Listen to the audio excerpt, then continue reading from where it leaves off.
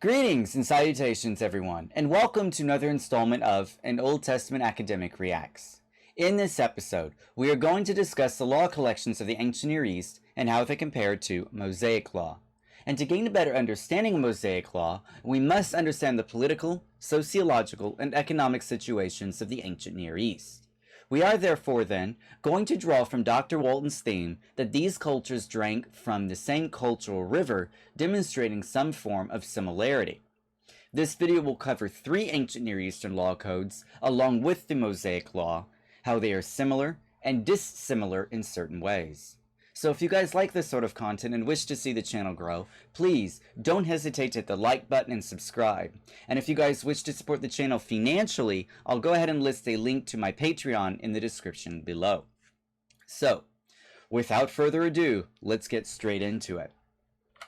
First up, the Laws of Ashnuna, or Ashnuna Laws.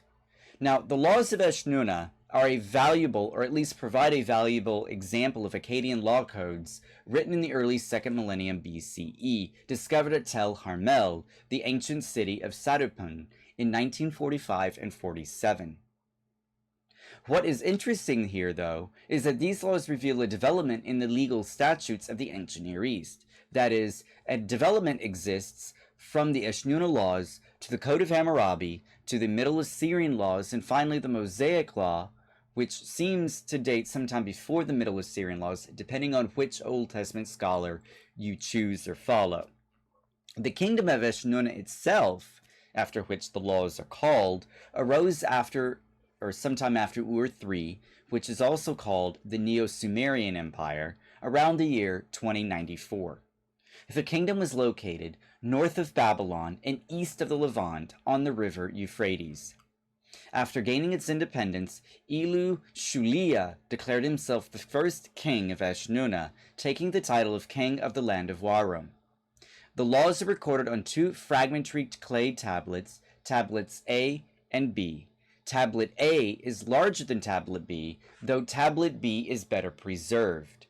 The content of this tablet is similar to the Code of Hammurabi, which we'll get into later, no worries about that, but dates earlier than the Code of Hammurabi, which I'm going to refer from here on out as the CH. Furthermore, these laws were written casuistically, that is, with an apodosis and a protasis. Now, this is nothing more than a fancy term or way of saying that these statements have an if-then clause. The rest of the code is broken into vague categories of legal sections, including jurisdiction, individuals, property, and delicts, which are violations of the law. An example is LE or EL5, which reads, if a boatman was negligent and caused the boat to sink, whatever he caused to sink, he shall pay in full. Next up is the famous Code of Hammurabi, and this, of course, should not need any introduction.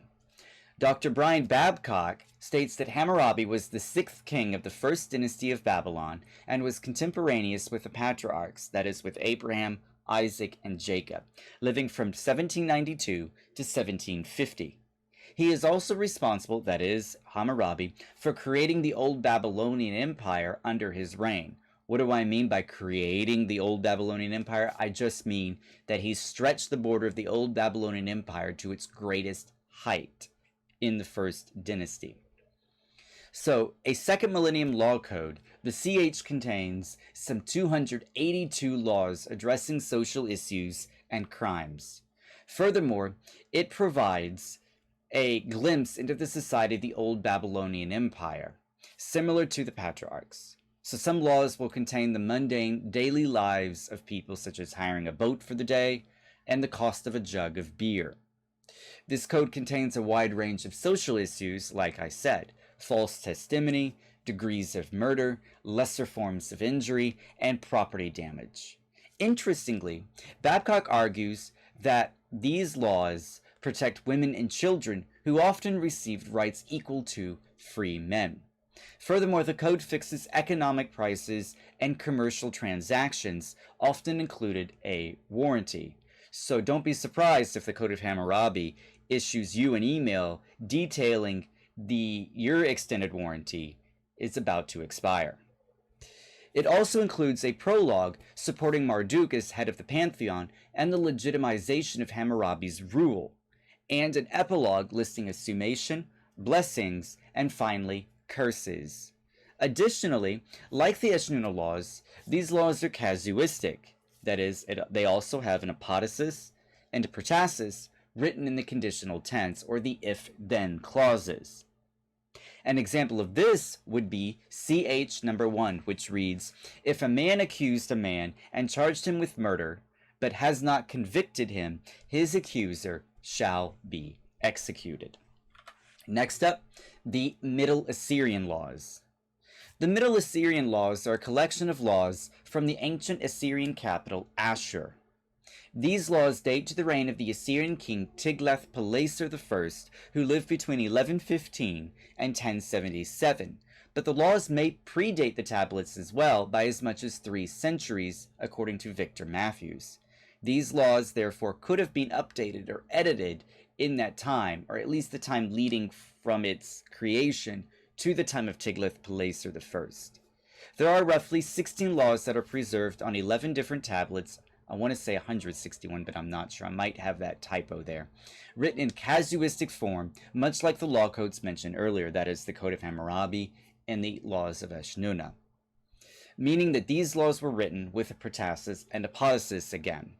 So nothing new here.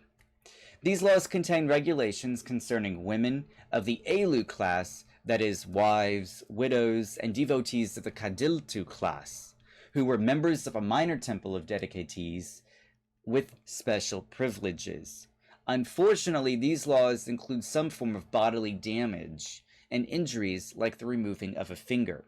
An example here is Mal 28, or Mal 28, which reads, if a widow should enter a man's house, and she is carrying her dead husband's surviving son with her in her womb, he grows up in the house of the man who married her, but no tablet of his adoption is written, he will not take an inheritance share from the estate of the one who raised him, and he will not be responsible for its debts.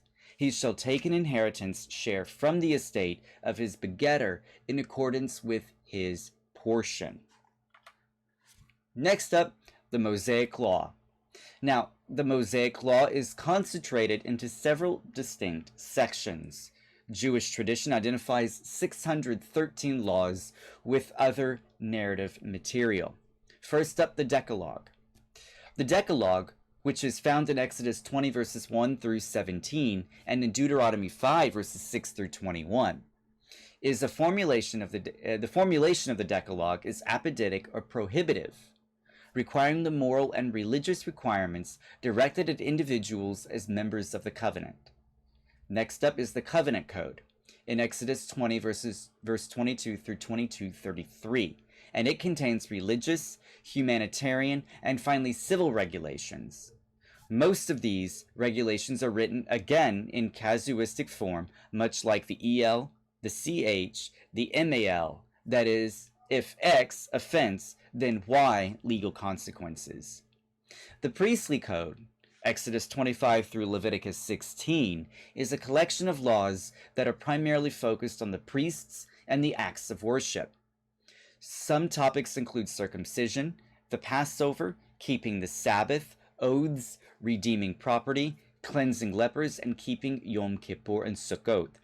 Also, this is the section where you will find the consecration and ordinations of priests, like Leviticus 8 through 10. Finally, we've got the Holiness Code in Leviticus chapters 17 through 26, which focuses on sacrificial laws, ethics, holy days, and blessings and curses. Now, there is a difference between the Priestly Code and the Holiness Code in that the former, that is, the Priestly Code, is concerned with the priesthood, whilst the Holiness Code is concerned with individual holiness. So the focus shifts from the priest to the laity, that is, the commoners. Now, the book of Deuteronomy, which follows closely with other ancient Near Eastern law codes, has 3 speeches given by Moses. Averbeck notes that in addition to the 3 speeches, there is a preamble and an epilogue, the historical prologue, the terms of the covenant, and an exhortation. Moreover, the book of Deuteronomy resembles suzerain vassal treaties, but more specifically, Walter Kaiser notes, and Averbeck concurs, that the closest are the Hittite suzerain vassal treaties of the 14th century. Now, bringing everything to a head here, we have similarity among the law codes. In an effort to demonstrate commonality among the ancient Near Eastern law codes and the Mosaic Law, it is through customary law.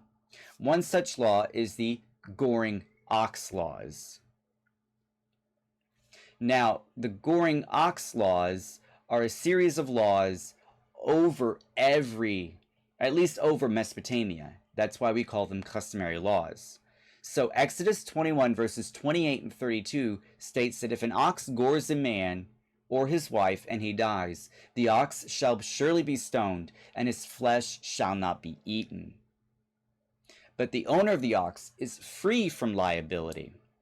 The following verse reads that if the ox was known to be a gorer previously and its owner was warned, but he does not guard it, and the ox put a man or his wife to death, it shall be stoned, but also the owner shall be stoned. Now, the CH reads similarly, stating that if a man's ox is a known gorer, and the authorities of his city quarter notify him that it is a known gorer, but he does not blunt, we think, its horns or control his ox, and that ox gores to death a member of the Awilu class, the owner shall pay 30 shekels of silver. Notice the similarity and the dissimilarity in the laws here in both Exodus and the CH, where Exodus requires execution, but the CH merely requires payment or some form of monetary payment. I must admit, though, however, that in the following verse of Exodus, that is 21:30, the punishment for the crime is reduced to a form of monetary payment like the CH. Averbeck argues that Mosaic law, therefore, demonstrates some form of flexibility here, that either execution or monetary payment are possible. So Mosaic law is not always hard and fast. Like Walton, though, Averbeck states that there is no borrowing here, but rather it was in the water they drank, which is rather funny considering Walton uses the idea or the theme of the cultural river, and Averbeck says something like that.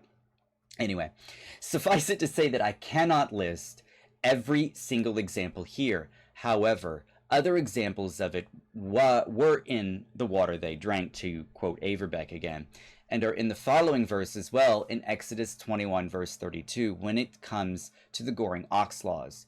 I won't go into it because it actually involves a slave or an enslaved person, but I shall address this topic in a future video. Final thoughts. We see throughout the ancient Near Eastern law codes and the Mosaic Law that similarities and some dissimilarities do exist. The ancient Near Eastern laws and the Mosaic laws were written in casuistic form in some cases, especially between the Covenant Code and other ancient Near Eastern law codes. That is to say, the law codes were written in an if-then format, which is translated into, for our purposes, English using the conditional tense. Customary laws also existed between the ancient Near Eastern law codes and Mosaic law as well. The Goring Ox Laws exist in the CH and Mosaic Law, demonstrating the "it was in the water they drank" that Dr. Averbeck again put forth. And although I admitted I admitted all of the Hittite laws here, it is fascinating as well as that the Deuteronomic Code resembles the suzerain vassal treaties, particularly Hittite suzerain vassal treaties of the 14th century BCE. So that will definitely, you should be able to see how at this point there are some similarities and dissimilarities among ancient Near Eastern law codes and the Mosaic Law, because these guys were living at least in a culture similar to themselves with other Mesopotamian cultures, that is referring to the Jewish law system. So that concludes this installment of An Old Testament Academic Reacts. If you guys like this content, again, please hit the like button and subscribe, and please let me know your thoughts in the comments section below.